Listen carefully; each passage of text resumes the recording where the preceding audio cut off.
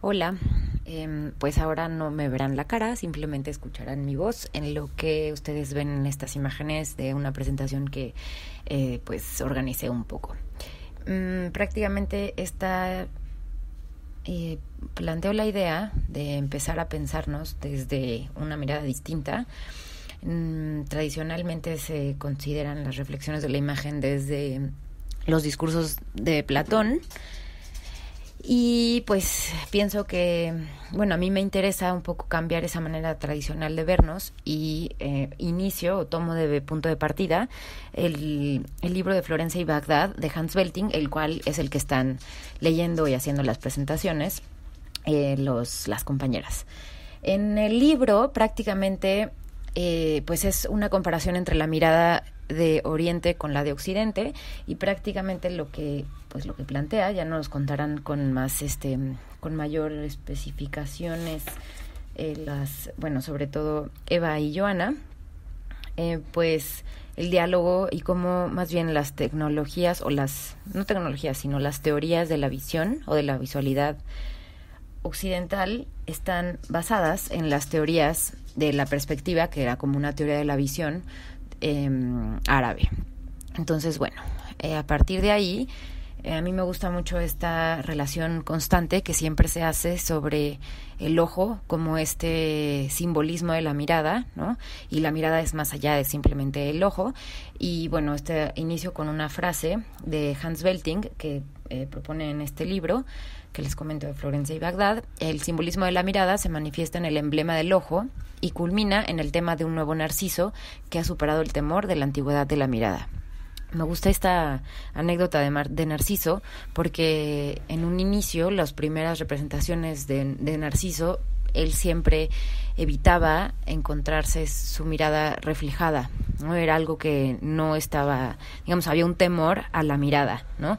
Otro de esos ejemplos es la medusa, ¿no? O sea, si tú mirabas a la medusa, pues te quedabas petrificado. Entonces, en sí, la antigüedad clásica plantea un distanciamiento generado por un cierto temor de, pues como que hay cierto poder, ¿no? Ahí oculto. Entonces, justo en este camino en el que estamos proponiendo analizar la mirada y no la perspectiva, sino la mirada como tal, pues plantea como este cambio. Este Narciso se vuelve como obsesionado con su imagen, ¿no? Que es la imagen tradicional que tenemos, o bueno, como sí, la imagen que ya conocemos todos de Narciso, pero en un inicio Narciso estaba atemorizado por su propia mirada, por su propio reflejo, ¿no? Entonces a mí me gusta justo rescatar este cambio, porque justo así es también como pues diseñado un poco el programa, ¿no? Pensando en que primero nosotros vemos, luego somos vistos, y luego hay un encantamiento de esa imagen que nosotros estamos proyectando, ¿no? Como una fascinación. Bueno, Hans Belting no es el primero en rescatar los estudios y sobre todo el primer tratado de óptica que escribe Alhazen, que este es como su nombre occidental, no puedo pronunciar el otro, y bueno, está ahí en los textos, ¿no? Esta es una ilustración que plantea los análisis de cómo, bueno, específicamente es el ojo, ¿no? Los ojos y los nervios ópticos que llevan hacia el cerebro. Y bueno, él es de los primeros en describir la teoría de la visión árabe, que él llama o él nombra como perspectiva. La perspectiva para nosotros ya es una como técnica de representación o de visualización, en la que nosotros ya la consideramos como ¿no? Del plano tridimensional a uno bidimensional. Pero en un inicio la palabra perspectiva tenía mucho más que ver con la teoría de la visión, en tanto el funcionamiento del ojo. Y esto planteaban los textos tradicionales. Yo creo que de esto nos van a hablar mucho más a profundidad Eva. Pero prácticamente lo que planteaba es que de nuestros ojos salían unos rayos de luz o unos rayos que viajaban al objeto, y de ese rayo reflejaba el objeto o rebotaba y volvía a nuestro ojo y luego se proyectaba en la parte de atrás del ojo. Prácticamente lo que, ¿no? Si nos ponemos como a comparar esta teoría de la visión, es es la teoría de la luz, ¿no? El funcionamiento de la luz, análisis de la luz, y por eso es que le pedí a Eva que pues que ella comentara justamente el análisis de la medición de la luz, porque prácticamente toda la teoría de la visión árabe está basada en esa consideración. Y bueno, es muy curioso cómo esta teoría árabe cruza hacia Occidente a través de, en Venecia, Florencia, por ahí de la época del Renacimiento. Y bueno, desde en el Renacimiento como que se instaura como una técnica cultural. ¿A qué me refiero con esto? Pues que no solo empiezan a usarla como una manera de entender la mirada, el ojo, sino como una forma simbólica. Este nombre lo tomo ya de un historiador del arte, que Ervin Panofsky, que prácticamente él es el que establece... él considera la perspectiva como una forma simbólica de representación, y él se refiere sobre todo a cómo se distribuye el espacio. Es decir, el espacio a través de como el nuevo concepto de horizonte, porque también surge en estos momentos, y cómo el espacio y el ordenamiento matemático del espacio genera una ilusión óptica. Esto, al mismo tiempo, nos posiciona dentro de un punto específico de mirada, ¿no? Es decir, toda la perspectiva, ¿no? El análisis de perspectiva se parte desde un sujeto, y la posición de ese sujeto es lo que hace evidente, ¿no?, la mirada de ese mismo sujeto. Entonces, bueno, todo esto, ¿no?, este análisis de la forma simbólica no es solo de Panofsky, existen otros muchos pues no solo historiadores del arte, sino también teóricos. Digamos que el primer occidental en como problematizar la perspectiva fue Alberti en el Tratado de Pintura, pero él en específico, él sí estaba analizando un poco sobre la mirada y cómo esa mirada se fue poco a poco haciendo, como calculando matemáticamente, dándole un espacio matemático a esa mirada. Bueno, esta es una representación posterior, no es del Renacimiento, pero lo que me gusta aquí es que pone en evidencia, ¿no?, cómo la imagen, la imagen deviene de la mirada, y por tanto es importante siempre considerar el punto de vista, ¿no? Este es un ejemplo de cómo se define el horizonte, cómo están las líneas del punto de fuga, ¿no?, de la perspectiva, y ya como tal aplicado en una obra de arte con los planos y distinto, ¿no? Esta es una imagen, bueno, este es uno de las versiones del Tratado de Alberti. León Battista Alberti escribe tratados sobre la arquitectura, sobre la pintura y sobre la estatuaria, en donde describe, un poco teoriza la representación, ¿no?, en este sentido de cuando las artes están buscando como subir a un nivel superior para considerarse artes liberales y no simplemente mecánicas y vulgares.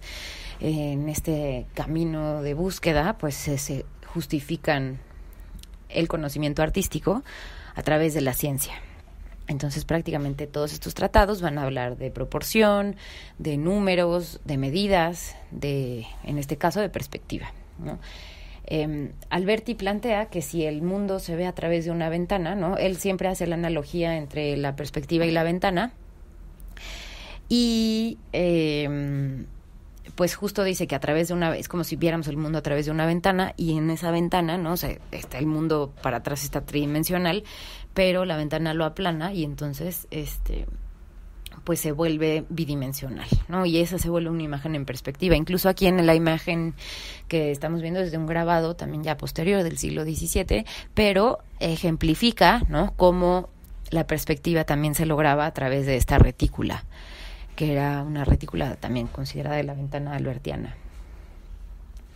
Y bueno, algo que también, esta es una cita sacada de Hans Welting, en donde menciona, bueno, justo cómo este cambio, ¿no?, de la imagen en perspectiva representa por primera vez la mirada, ¿no?, es justamente no es la imagen en sí misma, ¿no? Sino que representa la mirada que un espectador echa al mundo, y eso vuelve automáticamente al mundo en una mirada, ¿no? O sea, como que ya no tenemos representaciones del mundo, tenemos representaciones de miradas al mundo. Y con ello, ¿no? También creo yo importante considerar que a la par, ¿no? Eso se está dando a la par, el uso de la óptica, ¿no? Para ver el mundo, ¿no? Y a partir de esa óptica es como nosotros entendemos el mundo y el universo, ¿no? Y actualmente es igual, siempre es a través de un dispositivo óptico. En este caso, en este sentido, me gusta como rescatar esta historia de Galileo en uno de los telescopios de los primeros que estuvo modificando y haciendo en 1610, él logra observar la luna y se da cuenta que la luna no era perfecta, y se da cuenta que la luna tenía cráteres y él los considera horribles y deformes, y dice: la luna no es perfecta, como pues la teoría de las esferas celestes planteaba que las esferas celestes eran perfectas, ¿no? Y todas se movían no se movían, sino las esferas celestes eran simplemente perfectas y estáticas, ¿no? Cuando él se da cuenta que no solo él no concibe en sí mismo el movimiento como tal, no logra como definirlo, pero sí logra confirmar la teoría de Copérnico, ¿no?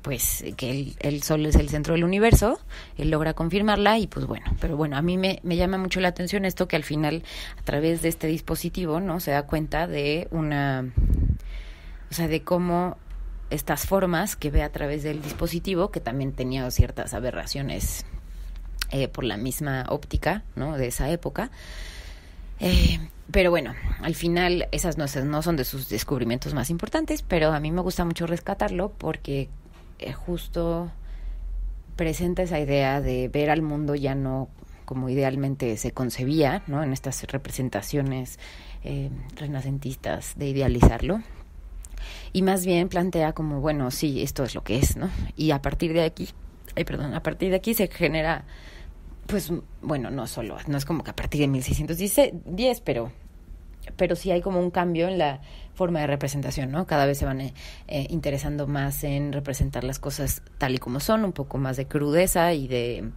suciedad en las imágenes. Para esto tengan en mente a imágenes de Caravaggio. Bueno, una imagen dentro de la historia del arte que permite como reflexionar precisamente el papel de la mirada es esta, ¿no? La obra de arte de Diego Velázquez, de Las Meninas, que pintó en 1656, y que, bueno, han hecho muchísimos estudios. Uno de los que más me gusta es el de Foucault. Foucault plantea que hay como un juego de miradas, que ese mismo juego de miradas representa un juego de poder, ¿no? Es decir, hacia dónde te guían las miradas de los personajes, y si todos están viendo al espectador, y si el espectador es en la posición de los reyes, o si es los reyes los que se reflejan en el espejo de atrás, pero que realmente no están representándose, digamos, no están en la postura del espectador, sino más bien están reflejando el cuadro de Velázquez. Entonces, toda esta imagen se vuelve como una postura teórica sobre la representación y el poder de la imagen y de la mirada, ¿no? Evidentemente. Y de decir, ¿quién crea la imagen? Pues el pintor, ¿no? Atrás, los cuadros de atrás permiten dialogar muy bien con estas, como una metahistoria de la creación artística como un producto mayor a los reyes, ¿no? O sea, a los reyes, perdón, a los dioses, un producto mayor de lo que producen los dioses, ¿no? Entonces ahí están como pues presentando ciertas metáforas a lo que está haciendo Velázquez en este sentido, ¿no? Está haciendo un cuadro que le piden los reyes, y entonces él presenta un cuadro que no sabemos bien si es un retrato, de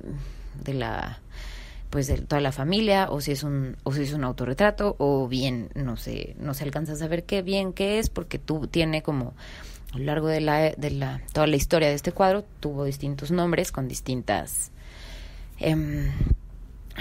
pues referencias, ¿no? Que si era el retrato de Margarita, que si era el retrato de la corte, que si era una escena de vida cotidiana dentro de la corte, ¿no? Entonces, pues bueno, eso plantea también la ambigüedad de justo lo que está haciendo Velázquez en este sentido del poder de la imagen, ¿no? Bueno, otra de las cosas que también genera un cambio en la visualidad, y esto también es desde Alhazen. Alhazen es el que analiza el funcionamiento de la luz y por ende comprende, ¿no?, este concepto de la cámara oscura, que plantea que también así funciona el ojo, ¿no? Pero la cámara oscura como tal, ¿no?, como un objeto, fue algo que se utilizó muchísimo, pues desde... Bueno, se sabe que desde el Renacimiento se utilizaba, pero se fue perfeccionando a través de la implementación de lentes, ¿no?, de objetivos, que como ven en la imagen, en la imagen del lado izquierdo tan solo tiene un agujero y por ahí se proyecta la luz del otro lado hacia la inversa, y ahí el dibujante pues puede dibujar encima. Y mientras en el lado derecho ya es una caja como tal, con una tapa que se levantaba y había una pantalla, y de ahí se podía dibujar el reflejo que proyectaba el espejo de abajo. Entonces, bueno, eso se sabe. Bueno, también, ¿no?, o sea, el mito de la caverna de Platón nos habla también de que conocía el funcionamiento de la luz, y es un poco una alegoría, ¿no?, a este efecto de las imágenes en la cámara.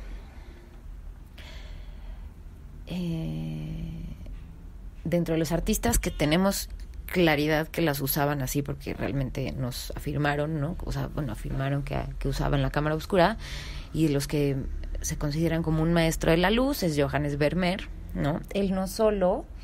Bueno, en esta imagen ven al astrónomo del lado izquierdo, que pintó en 1668, y el geógrafo en 1669. Esto como resaltando el valor de la visualidad, ¿no?, y de la representación tanto del mundo, ¿no?, porque pues ahí el astrólogo está analizando la esfera celeste y el geógrafo está viendo hacia afuera, como analizando, ¿no?, el mundo, pero siempre a través como de la mirada. Y bueno, se sabe que Vermeer, de hecho hay un documental bastante bueno y se los recomiendo mucho, es sobre una técnica específica que descubre Tim, no me acuerdo cómo se apellida, pero el documental se llama El Tim de Vermeer, en el cual descubre que Vermeer pinta a través de una técnica de reflejos de espejos, y así es como reproduce las imágenes, la imagen que tiene, ¿no?, dentro de su estudio, porque como saben siempre Vermeer pintaba en ese mismo espacio, cambiaba los cuadros, como ven ahí, los muebles, ponía ponía ciertos elementos, pero siempre estaban pintados, ¿no?, siempre todo lo que pintaba estaba en ese mismo cuarto. Y bueno, en ese documental es muy interesante porque rescata como esta idea de trabajar con elementos ópticos, ¿no?, con espejos, además de la cámara oscura con sus lentes. Era un juego de reflejos, la imagen, ¿no? Y como saben, es como en el mismo sistema de los telescopios.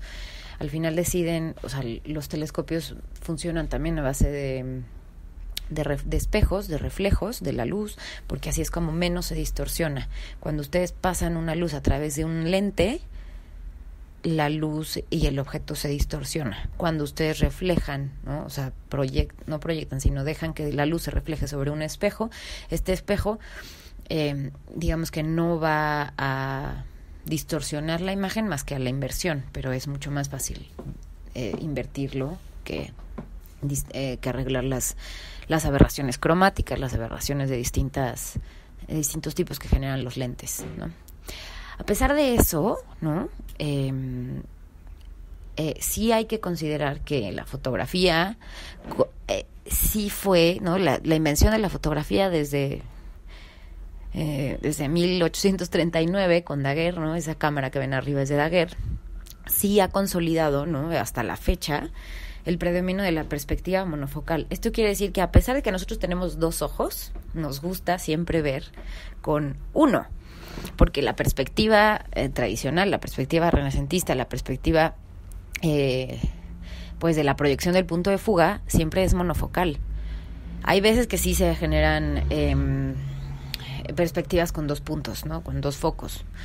Pero generalmente dentro de la historia del arte y dentro de la representación, ¿no? Todas estas cámaras estereoscópicas con dos lentes como que generan un cierto rechazo, ya sea porque necesariamente las tenemos que ver con un dispositivo como lente, para que genere, ¿no?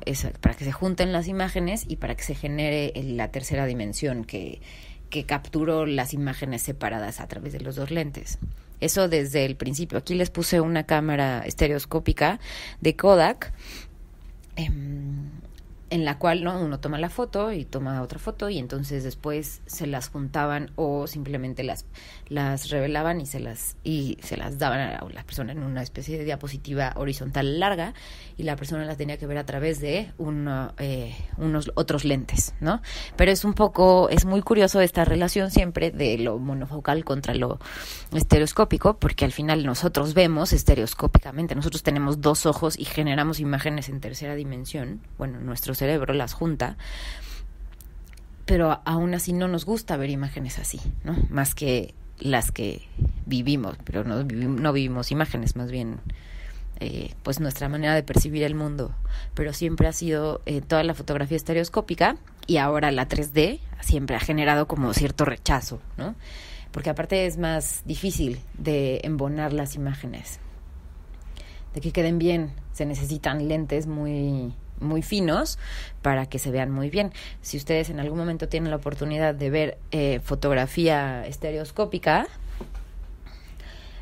van a entenderlo, a lo que me refiero, porque esas ni siquiera se las puedo proyectar en la presentación, ¿no? No tiene sentido, se ven solo dos imágenes separadas. Y bueno, esto nada más como que esta reflexión, ¿no? del monofocal con el estereoscópico me parece importante, porque pues generalmente estamos acostumbrados a ver imágenes con un solo ojo, ¿no? Con un solo foco. Bueno, otra de las cosas que dentro de la historia del arte, dentro de la historia de la fotografía, que como ustedes sabrán, que creo que no lo dije, pero me especialicé, mi maestría fue de historia de la fotografía, por tanto siempre trato de rescatar dentro de los orígenes de la foto, pues entender muchas de las cosas que están sucediendo ahora. Este es el señor Ballard, ¿no? El texto que tienen a un lado es un texto que acompañó a la imagen. Esta imagen se publicó en 1939. Y es muy curioso porque plantea, ¿no? que desde el inicio de la fotografía se está también planteando el inicio de una ficción. Dice: el cadáver que usted observa al otro lado de este cuadro es aquel del señor Ballard, inventor del proceso que se le ha mostrado, o sea, es decir, el proceso fotográfico que está viendo, o el resultado del cual usted verá pronto. Por lo que sé, este ingenioso e infatigable investigador ha pasado 3 años perfeccionando su invento. El gobierno, que ha apoyado a Daguerre más de lo necesario, ha dicho que no podía hacer nada para Ballard. El pobre diablo decidió ahogarse. Señoras y señores, pasemos a otras cuestiones para no ofender su sentido del olfato, pues como probablemente ya habrán notado, su rostro y sus manos han empezado a pudrirse. Este sería considerado el primer autorretrato, y al mismo tiempo es el primer autorretrato y la primera fotografía como de ficción en la que tratan de mostrar una verdad, ¿no? Como si fuera un suceso, ¿no? Gracias al texto. Y bueno, a mí me parece sumamente interesante, ¿no? Porque Ballard se retrata a sí mismo como ahogado, hablando de este invento de la fotografía, pero entonces desde el inicio, ¿no? Plantea o cuestiona, ¿no? Qué tanto la verdad, o se aprovecha justo de lo que genera de una ficción, de una perdón, pues sí, de una posibilidad de ficción, ¿no? Y pues bueno, a mí se me hace también como muy interesante rescatarlo desde los inicios de la fotografía, ¿no? Porque normalmente se cree que la fotografía nació con el aura de la veracidad, pero bueno, si nos olvidamos de Bayard, sí es así, pero pues no, o sea, más bien es que la historia tradicional de la fotografía pues plantea que sí, Daguerre, ¿no? Es el gran inventor de la foto, simplemente fue el que inventó, o más bien comercializó su invento, ¿no? En este sentido, aquí todas las imágenes que ven son daguerrotipos. Y bueno, una de las cosas que generó esta comercialización del daguerrotipo fue que la producción de retratos, ¿no?, proliferara y fuera mucho más barata de lo que era antes la miniatura para la gente. Estas son una serie de retratos, ¿no? Por ahí reconocerán a Poe. El de la izquierda es... perdón, se me olvidó. Bueno, es el primer... uno de los primeros autorretratos, ¿no?, en daguerrotipo, de un fotógrafo que trabajaba en Nueva York. Y bueno, todo esto se dio siempre con esta relación, ¿no?, de la semejanza, ¿no? O sea, no sabían que no era igual la persona que se representaba, pero que sí era semejante. Entonces, gracias a esta semejanza o esta idea de verdad, se comenzó también a relacionar la fotografía de identificación para llevar un cierto control social, ¿no? En este caso, la imagen de la izquierda son prostitutas, de las cuales hubo varios intentos aquí en el gobierno de México, bueno, con Maximiliano, en los que querían hacer un registro de las prostitutas, y entonces hicieron varios libros en los cuales incluía su imagen, ¿no?, su fotografía de identificación y sus descripciones. Pero sucede un fenómeno muy interesante, porque al principio pues todas posan muy similar, ¿no?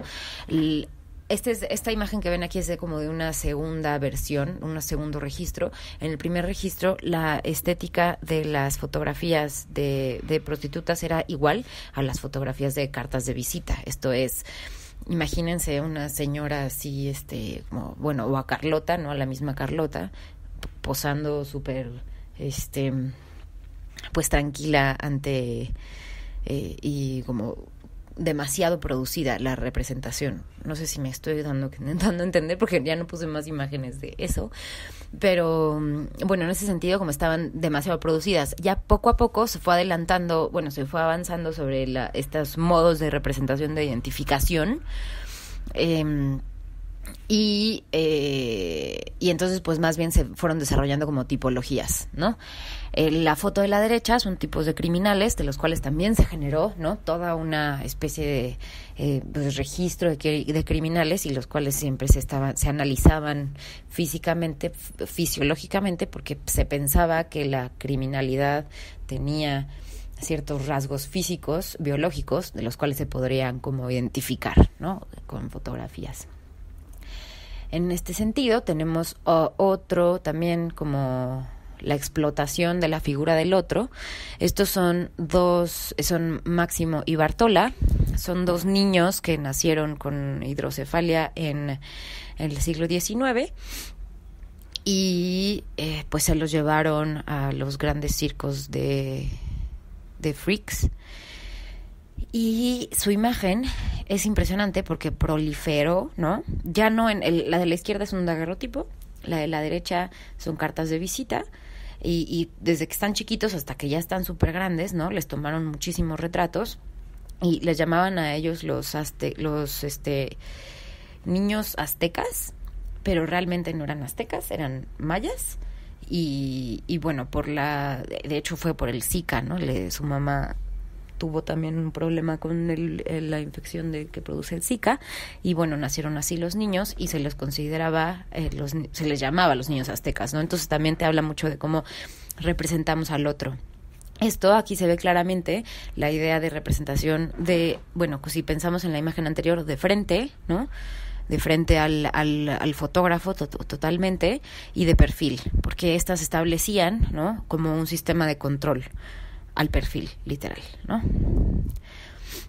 Bueno, avanzando la historia, ¿no?, digamos que Kodak, hay que reconocer que Kodak fue de los primeros en desarrollar pues distintas tecnologías para facilitar la reproducción de imágenes, ya sea que con la cámara Brownie, que incluso anunciaban, ¿no?, con una mujer, diciendo esto es tan fácil que incluso una mujer lo puede lograr, y más tarde con el desarrollo de la celulosa en la película, ¿no? Entonces, pues esas, conforme fue avanzando la técnica, pues se fue haciendo más fácil, ¿no?, fotografiarlo, y hasta cierto punto, pues todo el mundo podía tener su cámara y empezar, entonces se considera como la primera democratización de la fotografía y empezar a representarse a sí mismos.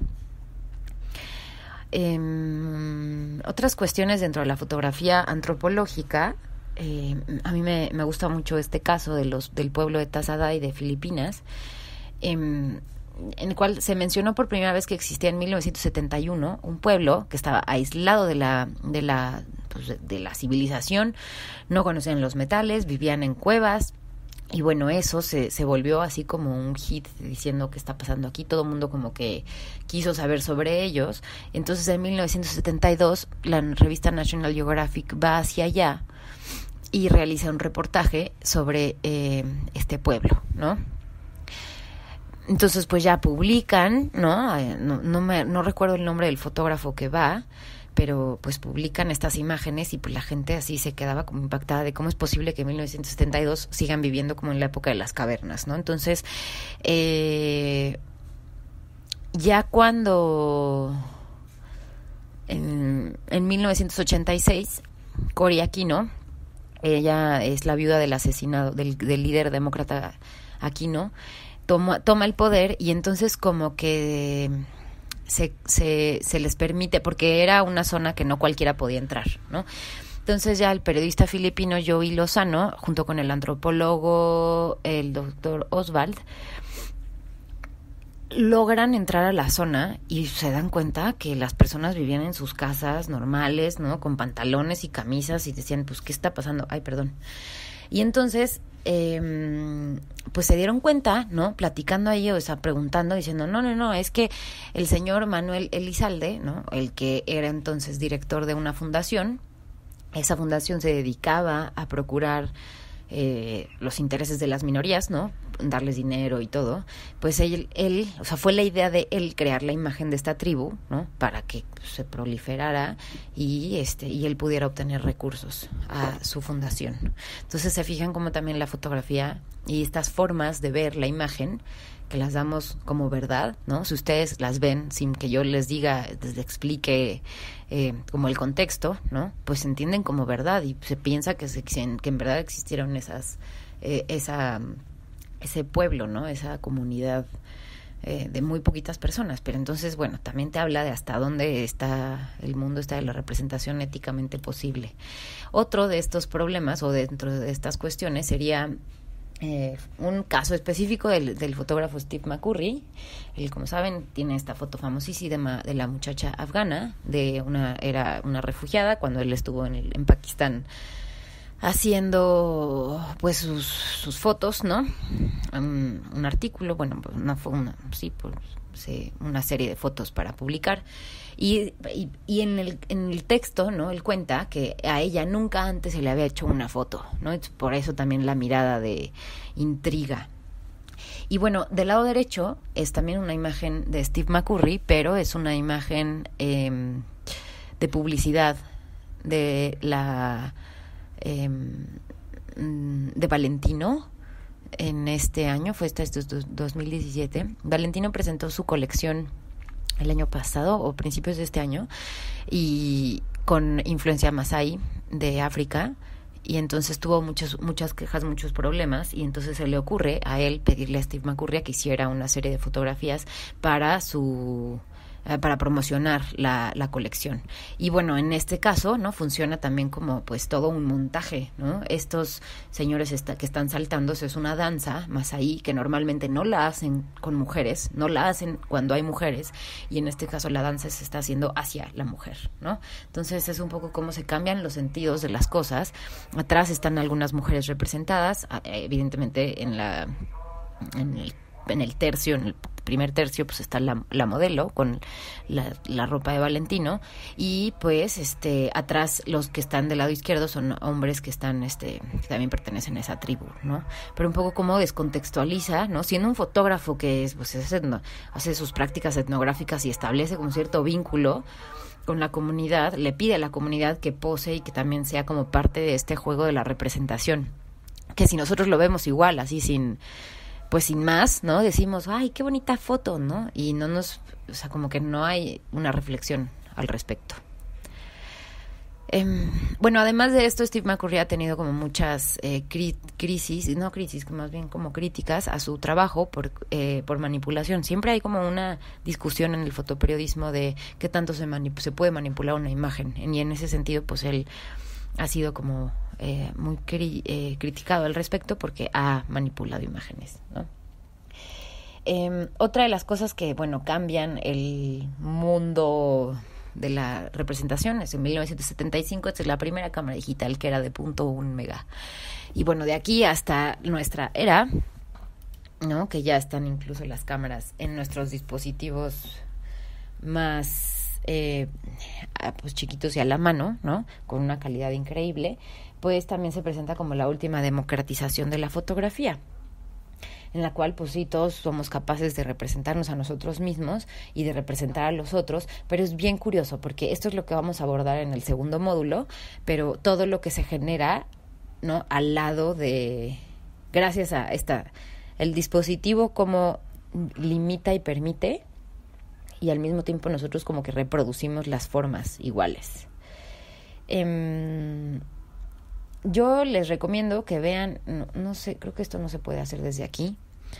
No pensé que lo iba a tener que hacer así grabado con voz, pero Godard presentó hace unos años esta obra, pues esta película que se llama Adiós al lenguaje, en el cual está grabada con distintas cámaras, distintos dispositivos, y tiene es para verse en 3D, pero es un 3D que no necesariamente concuerda con nuestra manera de entender el 3D, sino es un 3D utilizado para como con cierta postura artística y teórica. Una cámara graba al hombre, otra cámara graba a la mujer, y de ahí es como se juntan. Evidentemente está hablando de una situación de amor y desamor entre una pareja.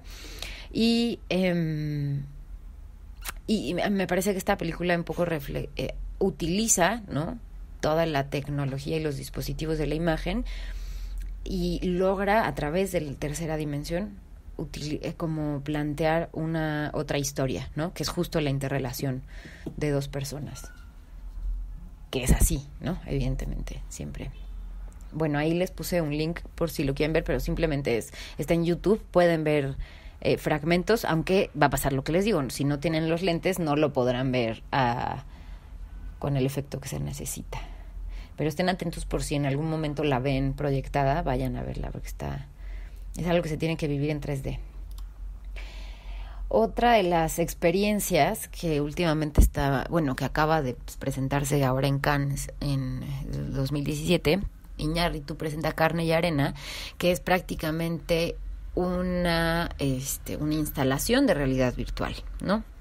Y bueno, en ese sentido yo creo que va a pasar lo mismo que les decía, ¿no? O sea, a pesar de que sean imágenes en 3D, como vemos, hay algo que sucede en nuestra inmersión que no termina de ser total, ¿no? Pero bueno, pues también hay que estar atentos a esto en cuanto la tengan ustedes al alcance. Es una instalación en la que se vive violencia entre el cruce de la frontera de México a Estados Unidos, la violencia del ambiente y bueno, para esa instalación se necesitan como quitarse los zapatos, sentir la arena, ciertas condiciones climatológicas que se hacen en la instalación misma.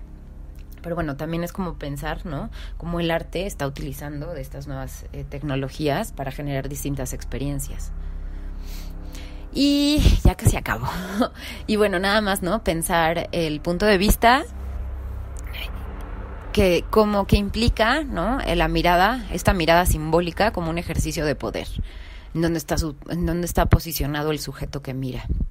Y esto con los drones y con los selfie sticks y con un montón de cosas que están sucediendo ahora, pues también permite como cuestionarse, ¿no? No solamente la perspectiva del punto de vista, sino sobre todo como este ejercicio de poder. Bueno, otra de las cosas que rescato, ¿no? Es el tercer episodio de Black Mirror, en donde plantean que si todos tenemos un chip y que nuestros ojos grabaran constantemente lo que está sucediendo y nosotros pudiéramos ver nuestros recuerdos como si viéramos una película, ¿no? ¿Qué sucedería? En ese caso es como si el novio se vuelve loco porque se da cuenta a través de obsesionarse, a través de la obsesión de los recuerdos, se vuelve loco sobre una infidelidad que cacha a su pareja, ¿no? Pero en ese sentido yo lo planteo así como, bueno, ¿qué tan futuro es esto, no? Porque Sony el año pasado acaba de patentar unos lentes para los ojos en el que se toman imágenes, ¿no? Si ustedes parpadean, se toma una imagen. Entonces, pues también ver como los límites y pensar, ¿no? Porque como les digo, al final esto se está haciendo en un solo ojo, no en los dos. No es una imagen como normalmente nosotros la vemos, sino es una imagen como que solo la ve un ojo, monofocal. Otra vez, volvemos a lo mismo. Y bueno, esta es de la actividad que les pedí, ¿no? La tarea.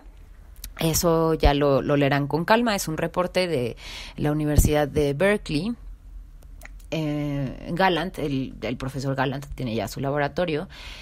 Y ahí hicieron un estudio, ¿no? En el que les presentaron algunas películas de Hollywood a unas personas que estaban estudiando y analizan la información que su cerebro lee y la proyectan, ¿no? Se supone que esta ya sería la imagen decodificada de la película, y también proyectaron las líneas nada más, y bueno, se fijan que con las líneas también es como súper específico, ¿no? También el reconocimiento.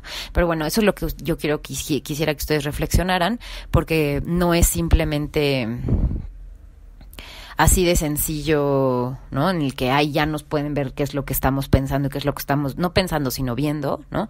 Y no es tan así. Sí, aquí hay una capa de interpretación de datos, ¿no? Que hay que tener como cuidado en eso. Y bueno, ya para concluir, tengo unas cuantas citas de Regis Debray. Perdonen la traducción, perdón, ya. Bueno, en este sentido, lo que me interesa a mí rescatar, ¿no? Es justo estas ideas, ¿no? Que si toda cultura se define, ahí se me fue se define por lo que decide tener por real, transcurrido cierto tiempo, llamamos ideología a ese consenso que cimenta cada grupo organizado. No es ni reflexivo ni consciente y tiene muy poco que ver con las ideas, es como se sabe una ideología. Y esto es una visión del mundo. Y esa visión del mundo, en este sentido, yo planteo que ahora, pues bueno, consideremos todos que nuestra visión del mundo es necesariamente con imágenes, ¿no? A través de ellas y desde ellas. Y en ese sentido, pues cada visión del mundo tiene un sistema de creencias. Y él plantea, bueno, pero ¿cómo? ¿Qué creer, no? Si cada mediasfera son los que plantea qué sí es lo real y qué es lo no real.